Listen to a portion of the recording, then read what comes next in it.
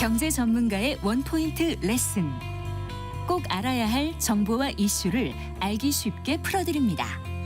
대한민국 경제 고수와 함께 투자의 맥을 짚는 KBS 1라디오 경제쇼. 진행의 성기영 아나운서입니다.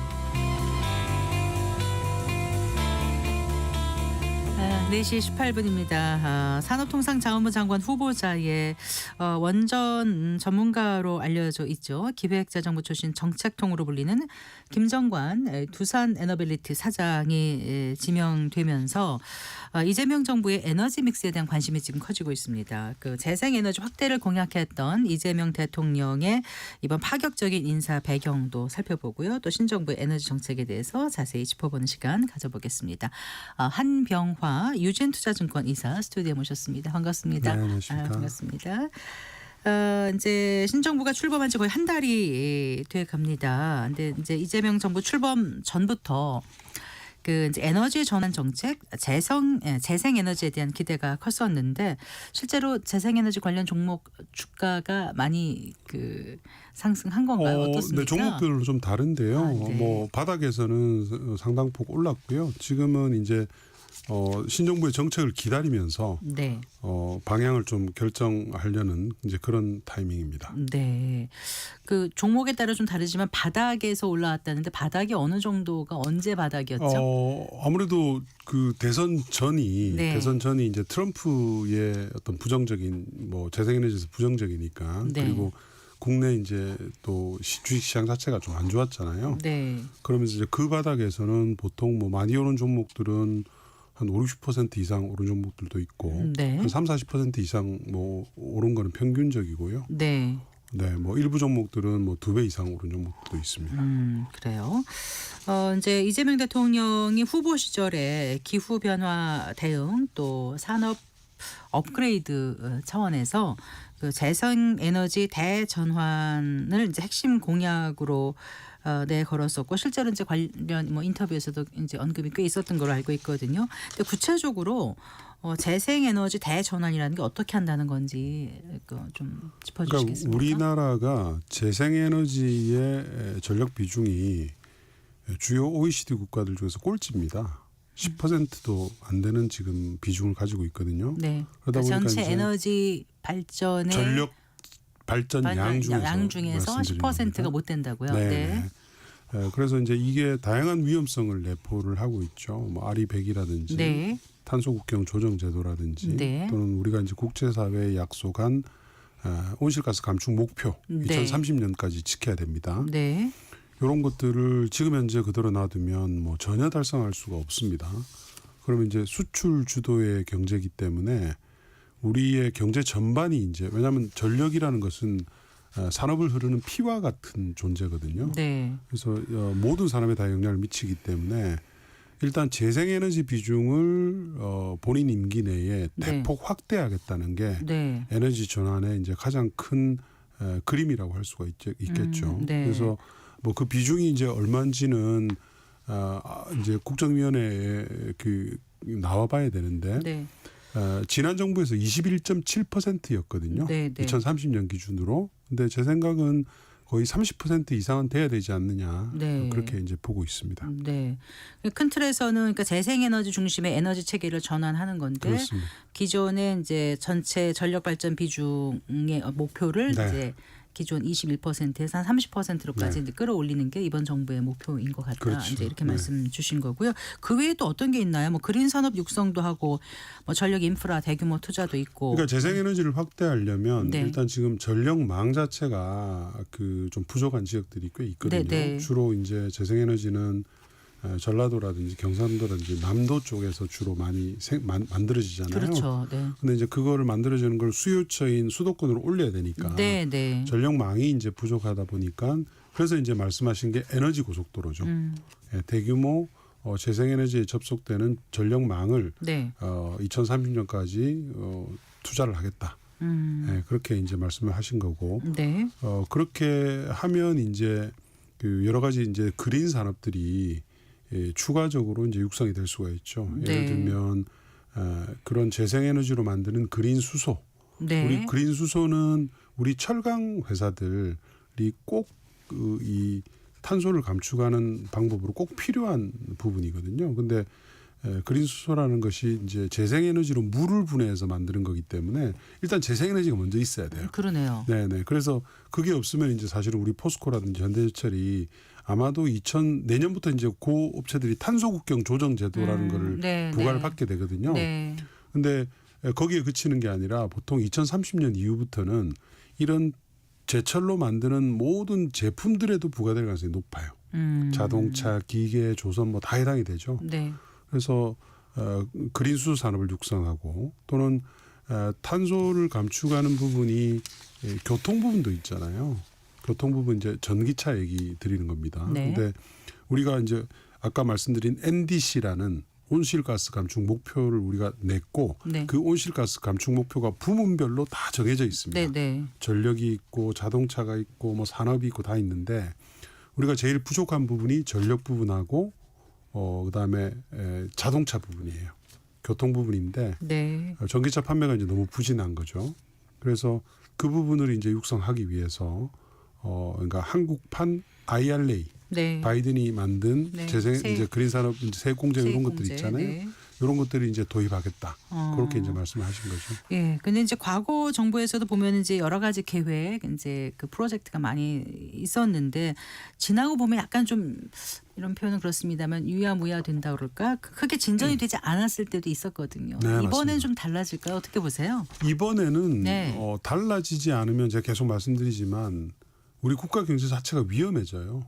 그러니까 예를 들면 아리백이라는 것도 네. 우리 기업들의 고객사들이 다 하는 거잖아요. 네. 근데 보통 2030년 정도부터는 자기가 하는 아리백 말고 자기한테 납품하는 기업들까지도 대부분 다 지금 어떤 그 규제 같은 걸 합니다. 그러니까 기업이 사용하는 모든 전력을 재생에너지로 네. 바꾸겠다는 거잖아요. 그게 이제 2050년까지. 아리백이죠. 근데 이제 그 1단계로 자기가 사용하는 전력은 대부분 다 바꿨어요. 우리의 고객사들인 빅테크들, 네. 뭐 애플이라든지 구글이라든지 이런 네네. 업체들이 근데 이제 그거를 넘어서 자기한테 납품을 하는 공급사들한테도 그걸 갖다가 규정을 갖다가 만들어서 적용을 합니다. 그러니까 우리 기업들이 그런 규제에 따라가지 못하면 고객에서 이제 탈락하는 거죠. 고객군이 없어지는 거 아니에요. 그러니까 뭐 아까 얘기한 NDC도 마찬가지죠. 유럽이나 미국이 우리나라한테 예전에는 그냥 무역 장벽을 세웠잖아요. 트럼프 같이 관세. 근데 이제 거기에서 벗어나서 이제는 탄소 장벽을 세우거든요. 네, 네. 그러면 우리는 뭐라고 얘기할 게 없잖아요. 그러니까 그런 것들이 보통 2030년에 집중이 되어 있습니다. 예. 그러니까 이재명 정부 말까지 뚜렷한 성과를 보이지 못하면 과거에 뭐 했던 것처럼 뭐 그냥 유야무야되고 뭐 흘러가고 이래버리면 국가 경제 전체가 사실은 굉장히 큰 위기에 빠집니다. 네. 이번에 이제 김정관 두산 에너빌리티 사장이 이제 신정부의 첫 산업통상부 장관 그 후보자에 지명이 되지 않았습니까? 이것만 봐도 그 현 정부 에너지 정책 기조를 어떻게 가져가겠다라는 뜻이 좀 보이는 것 같아요. 네. 그거는 조금 오해가 있으십니다. 그런가요? 왜 그러냐면 그러니까 과거에는 산업부 장관이 에너지 부분을 다 총괄을 했잖아요. 근데 이번 정부에서는 기후 에너지부가 총괄을 하게 됩니다. 네, 신설이 될 예정이죠. 네. 환경부의 기능과 산업부의 에너지 기능을 가져와서 에너지 부분을 아마 기후 에너지부에서 관장을 할 것 같거든요. 네. 그러니까 이제 산업부 장관이 하는 거는 산업의 육성에 그래요? 달려 있습니다. 그래서 김정관 사장은 그리고 원래 에너지 전문가가 아니죠. 그분은 이제 기재부 네. 출신이고 네. 국제금융에 아주 이제 특출난 특기가 있으십니다. 물론 뭐 막판에는 뭐 두산 에너빌리티 있었기 때문에 네. 원전에 대해서 뭐 어느 정도 메커니즘은 익히셨겠지만 그런 어떤 산업의 어떤 그 계획을 좀 잘 짜라 이런 측면에서 이제 사실은 큰 틀에서 네. 그 선임이 됐다고 봐야 되겠죠. 네. 근데 시장에서는 아무래도 이제 두산 에너빌리티가 가진 상징성이기 때문에 그거와 오늘 이제 주가도 많이 상승했다고 그렇게 이제 하던데요. 그 이해를 하시는데 그거는 이제 만약에 그게 이제 정당화되려면 지금 김정관 사장이 있으면서 원전 부분은 네. 산업부에서 계속 한다. 네. 이제 이런 게 있으면 그러면 그런 시그널이 될 수도 있겠다. 그걸 이제 고려하고 했다면. 네. 근데 그거는 기후 에너지부를 만드는 그런 어떤 큰 대의에 약간 맞지가 않는 것들이기 그래요. 때문에 네. 저는 뭐 그렇게 해석하지는 않습니다. 일단 네. 알겠습니다. 네. 혹시 이제 그 현 정부가 이제 AI 개발을 이제 정말 신경을 쓰겠다고 계속 천명하고 있지 않습니까? 네. 그런데 막상 이제 데이터 센터 개발 이런 걸 하려면은 정말 어마어마한 전력이 필요하다면서요. 네. 결국 또 재생에너지는 정책 순위에서 좀 밀리게 되지 않나 벌써부터 걱정하는 분들도 계신데 그 부분에 대해서는 어떻게 보십니까? 그것도 완전히 잘못된 그 왜곡된 뉴스입니다. 네. 최근에 빅텍들이 주로 AI 데이터 센터를 만들잖아요.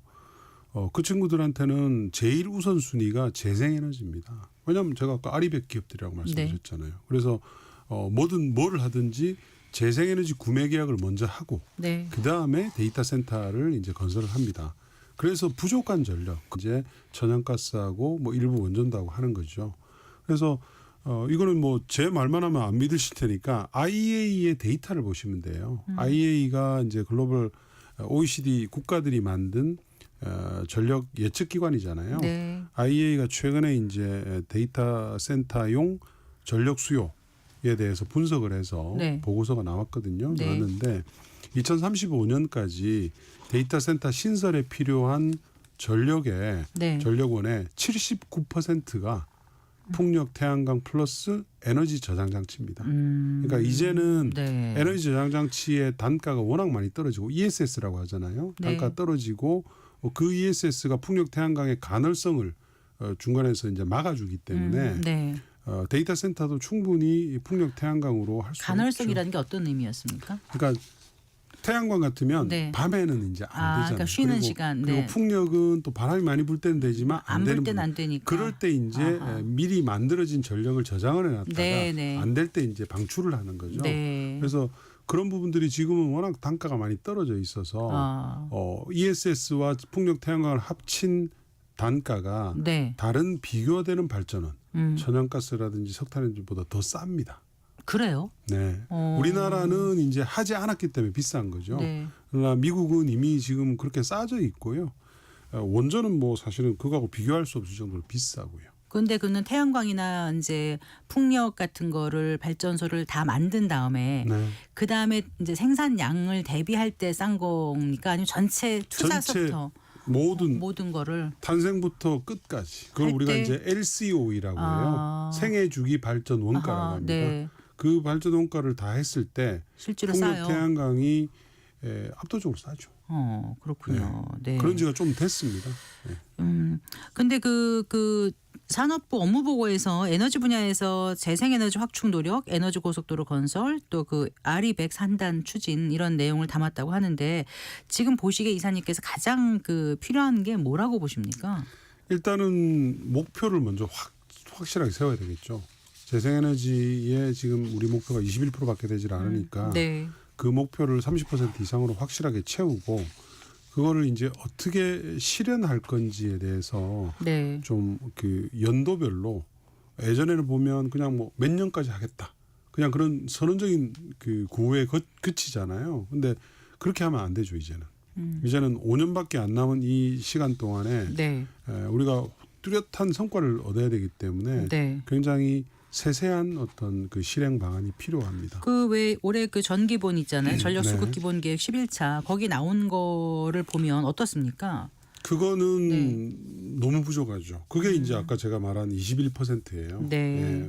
21%고 사실은 그대로 가면은 우리는 뭐 지금 상태에서 벗어나지 못합니다.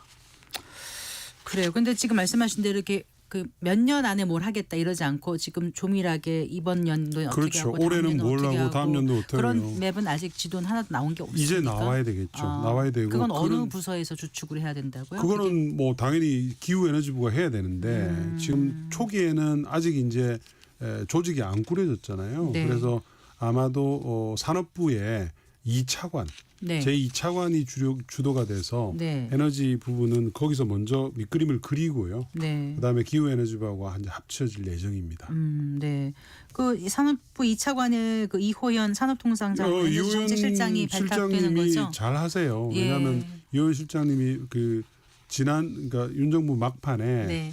사실은 굉장히 혼란스러웠잖아요. 혼란스러웠는데 에너지 3법을 다 네. 통과를 시켰거든요. 아, 해상풍력 네. 특별법, 전력망 특별법, 네. 그다음에 원전의 고준위 방사성 폐기물 특별법. 네. 그래서 이제 그런 이제 이력이 좀 있기 때문에 네. 아마 잘하실 것 같습니다. 예. 네.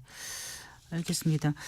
그러면 이제 그 공약대로 잘 추진이 차근차근 된다라면은 아까 말씀하신 30%까지 재생에너지 그 발전 비중이 가능하다고 보세요. 항상 이 목표는 굉장히 어려운데요. 어려운데 그렇게 달성될 수 있도록 노력을 해야죠. 지금 우리가 연간 풍력 태양광을 합쳐서 3기가 정도밖에 설치가 안 되고 있어요. 네. 근데 요게 이제 이재명 정부 안에서는 10기가까지 올라가도록 5년 내에 하겠다는 거잖아요. 그렇게 만들어야 됩니다. 그러면 지금보다 거의 3배 정도 늘어난다고 단순 그렇습니다. 생각하면 그런 거잖아요. 네. 이게 가능해요? 다른 나라는 얼마 만에 이렇게 증설이 가능했습니까? 그거는 뭐 국가들마다 다른데 네. 미국은 지금 1년에 한 50기가와트 아워 이상 50기가와트 정도를 설치를 하고 있고요. 네. 유럽도 뭐 비슷합니다. 중국은 1년에 수백 기가를 설치를 하고 있고요. 그러니까 풍력 태양광 그러니까 전체 신규 발전 설비가 있잖아요. 네. 연도별로 세워지는 작년도에 전체 새로운 발전 설비의 89%가 풍력 태양광이었습니다. 거의 민간에서 설치 때는까지 따지면 네. 600기가와트 아워 정도가 설치가 됐어요. 1년 한 해에만. 네. 올해는 한 700기가 정도를 보고 있어요. 그러니까 우리가 1년에 3기가 했다는 것은 정말 부족한 거죠. 뭐 아주 우스갯소리로 파키스탄 아시죠? 파키스탄이 아시아의 어떻게 보면 약간 빈국 중에 하나잖아요. 네. 작년도에 파키스탄에서 수입한 태양광 모듈이 17기가입니다. 17기가? 네.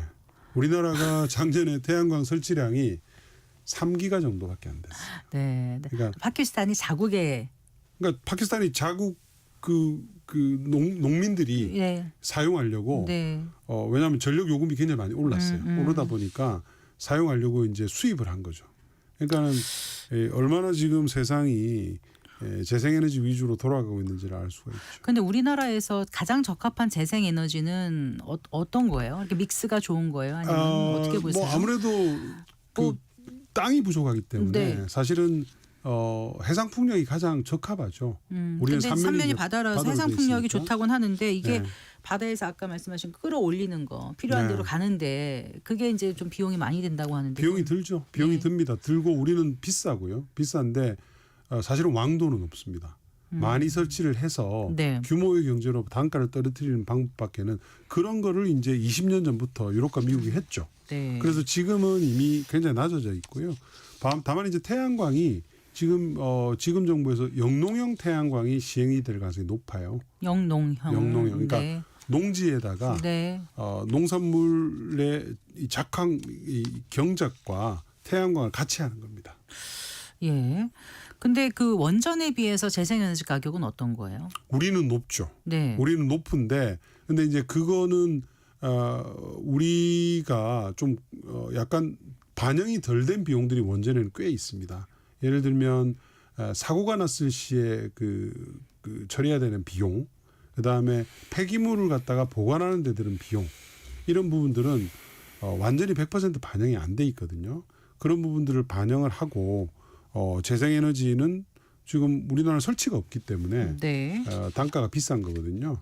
그래서 이게 이제 일정 부분 설치를 하고 난 뒤에 규모 경제를 어느 정도 갖추고 난 뒤에 서로 비교를 하는 게 맞죠. 네. 혹시 이거 하나 여쭤볼게요. 대선 후보 토론에서 이제 논의가 됐던 건데 풍력 위주 정책이 자칫 그 중국 기업의 이익을 크게 해서 재생 에너지로의 전환은 산업 경쟁력을 해칠 수도 있다 이런 주장에 대해서는 어떻게 보세요? 이준석 후보가 그 얘기를 했었죠. 대단히 잘못 알고 있는 그 정보입니다. 풍력은 일단 국내가 시장이 없어요. 설치량이 거의 없기 때문에 1년에 우리가 0.2에서 3기가 정도 설치를 하기 때문에 시장이 없고요. 해상풍력이 이제 앞으로 열리는데 그 해상풍력에 있어서는 산업부가 이미 그 대안을 만들어 놨어요. 국내 기자재를 사용하면 네. 입찰을 유리하게끔 하는 조항들을 여러 가지를 마련해 놓고 있어서 이런 기자재를 생산하는 국내 업체가 꽤 많이 있습니까? 우리나라는 있어요? 중국을 제외하고 네. 풍력, 태양광, 배터리, 수소 할 것 없이 모든 그린 산업이 가장 앞서 있습니다. 네. 태양광은 물론 중국이 워낙 압도적이라서 국내를 많이 잠식을 했는데 네. 과거 문재인 정부 때는 아까 제가 말씀드린 그런 여러 가지 조치들을 하면서 국내 업체들이 국내에다 많이 팔았어요. 그러니까 그 점을 다시 이제 원상복구를 하면 되는 거죠. 알겠습니다. 자, 그 국내 재생 에너지 산업에 대한 전망 잠깐 이제 해봤는데 투자자 입장에서 어떻게 접근하면 좋을까요? 아무래도 증권사에서 투자자들은 네. 일단 최근에는 보면 트럼프가 이제 원전 얘기를 계속 했기 때문에 원전주들이 주가 굉장히 많이 올랐어요. 많이 올랐는데 제가 봤을 때는 원전은 해결해야 될 난제들이 있거든요. 비싸다 그리고 너무 오래 걸린다. 예. 그러니까 그런 점을 해결을 해야 되는 난제는 사실은 도외시하고 주가가 너무 단기간에 많이 올랐습니다. 그래서 원전주에 대해서는 지금은 저는 조금 조심하시는 게 좋겠다 그렇게 말씀드리고 네. 반면에 이제 국내에 있는 해상풍력 관련주라든지 특히 이제 국내 시장에 특화된 업체들. 그러니까 미국은 트럼프가 이슈가 있기 때문에 트럼프는 네. 이제 재생에너지 계속 반대하고 있잖아요. 그래서 그 동안에는 조금 왔다 갔다 하게 될 거예요. 근데 국내에만 특화된 재생에너지 관련주들에 대해서는 지금은 좀 바이 앤 홀드 할 때다. 네. 사서 기다릴 때다. 그렇게 판단하고 있습니다. 알겠습니다. 오늘 말씀 잘 들었습니다. 네, 고맙습니다. 감사합니다. 네, 한병화 유진투자증권 이사와 얘기 나눠봤습니다.